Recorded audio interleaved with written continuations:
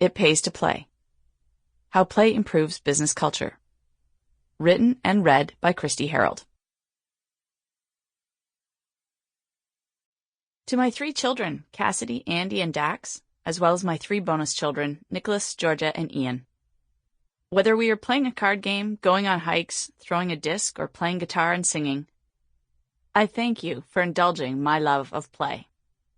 To DB, my 7th child, oldest in age yet youngest in spirit, thank you for filling my days with love and laughter. And to my father, John Herold, who passed away just weeks before this book was going to print. Dad loved to play, and he was my earliest mentor and entrepreneurial inspiration. He taught me the importance of caring about culture and our people. While Dad was not an avid reader, I know he would have read this book and told everyone he knew about it, as he was always my biggest fan and support. Keep playing, Dad. I love you. Introduction. It is utterly false and cruelly arbitrary to put all the play and learning into childhood, all the work into middle age, and all the regrets into old age. Margaret Mead. Play is powerful. It has stopped war in its tracks. Just look at the Olympic competitions and festivals held in ancient Greece. During the Persian and Peloponnesian Wars, truces were made and fighting was suspended. Armies were not allowed to threaten the games or the visitors traveling to attend them. Legal disputes were forbidden while the Olympic contests were being held, and there was a moratorium on capital punishment. This arrangement was known as the Olympic Truce, and to make sure everyone honored it, an inscription explaining the accord was put on a bronze discus and displayed for all to see.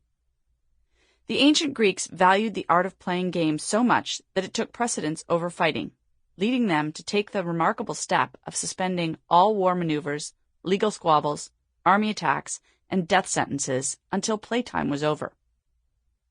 Fast forward more than 2 millennia to World War I, and there are accounts of how the powerful impact of play was able to stop war in its tracks yet again.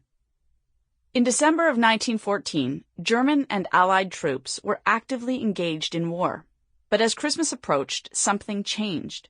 For one day, in what would go down in history as the Christmas Truce, the soldiers put down their guns, crossed battle lines, and played together. A widespread unofficial ceasefire took hold along the whole Western Front, with enemy soldiers coming together to exchange greetings and play impromptu games of soccer, or football, as it's called in most of the world. Men who had literally been shooting each other hours earlier stopped everything to play a game, kicking a ball around the battlefields. The power of play was so strong that it literally stopped the war, at least temporarily, and even bridged linguistic barriers to bring opposing sides together for a few welcome moments of lighthearted fun and social interaction. If play is powerful enough to stop war, imagine how powerfully it can positively impact your workplace. Play, a definition.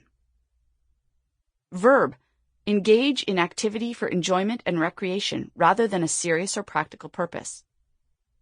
Many business people hold the staunch belief that play does not belong at work, thinking instead that work is work, play is play, and never the two shall mix.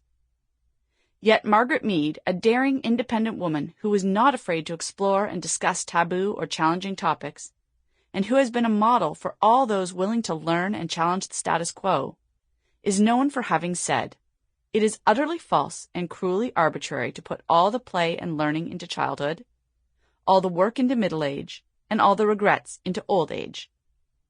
I am apt to agree with Ms. Mead on this. I believe that the benefits of play are so incredibly powerful that it is critical for strong business leaders to make time for it in the workplace.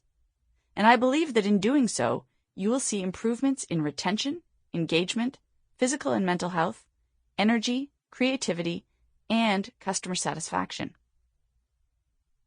Play is a natural state. Birds do it, bees do it, even educated fleas do it. Dogs do it, dolphins do it, and every one of us as children did it too. I'm not talking about sex. I'm talking about play. Across species, we observe playful behavior as a natural state. In the wild, lions wrestle with each other and even play an animal version of hide and seek. Sample complete. Ready to continue?